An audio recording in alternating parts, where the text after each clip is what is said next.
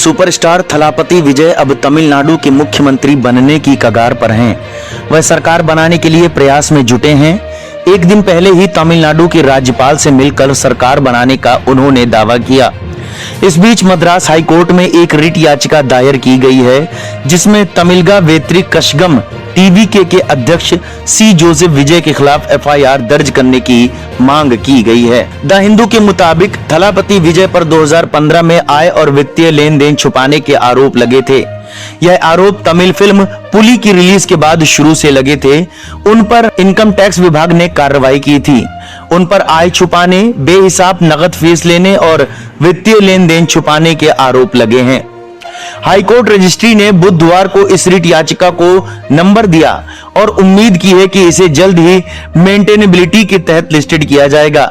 हालांकि यह मामला इस साल 18 मार्च को दायर किया गया था, लेकिन रजिस्ट्री ने इसे नंबर देने से इनकार कर दिया था।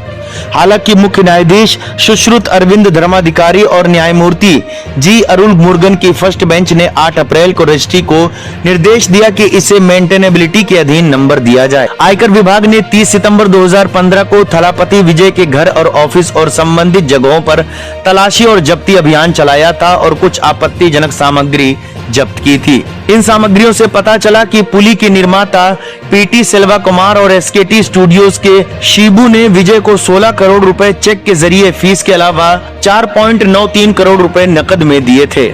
मेकर्स ने केवल चेक की अमाउंट पर टीडीएस जमा किया था, नकद लेन देन पर नहीं।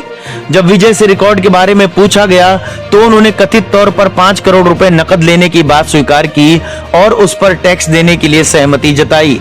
जब उनसे पूछा गया कि पिछले 6 सालों में उन्होंने कितनी बेहिसाब इनकम कमाई है तो उन्होंने कहा कि पुली के 5 करोड़ के अलावा कोई बेहिसाब नकद नहीं मिला। फिर भी आयकर विभाग के साथ सहयोग करने और टैक्स विवाद को सौहार्दपूर्ण ढंग से सुलझाने के लिए विजय ने फाइनेंशियल ईयर 2015-16 के लिए 15 करोड़ की अतिरिक्त आय घोषित करने और उस पर टैक्स देने की सहमति दी। इसके बाद 29 जुलाई 2016 को उन्होंने 2016-17 के लिए अपनी आय का रिटर्न दाखिल किया, जिसमें कुल 35.42 करोड़ रुपए घोषित की। रिटर्न दाखिल करते समय उन्होंने 17.81 लाख रुपए की संपत्तियों पर अवमूल्यन और 64.71 लाख रुपए के फैंस क्लब खर्च पर छूट मांगी। हालांकि विभाग ने उनके दावों को खारिज कर दिया और 30 दिसंबर 2017 को आकलन आदेश पारित किया, जिसमें कर योग्य आय 38.25 करोड़ रुपए निर्धारित की गई। आकलन आदेश में यह भी कहा गया कि थलापति विजय ने अतिरिक्त आय की जानकारी तलाशी और जब्ती अभियान के कारण ही दी, इसलिए विभाग ने आयकर अधिनियम की धारा 271(1)(c) और 271(a)(b)(1) के तहत जुर्माना लगाया।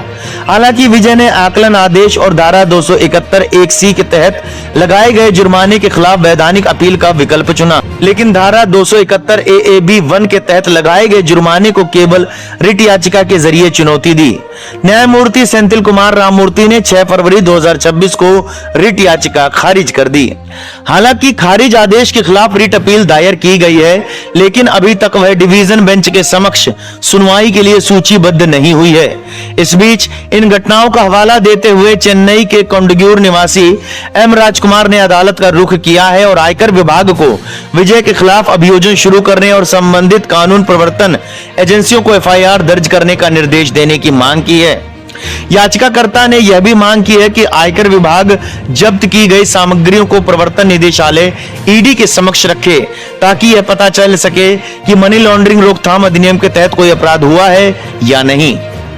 इस मामले में आगे जो कुछ होगा हम आपको अपडेट करते रहेंगे।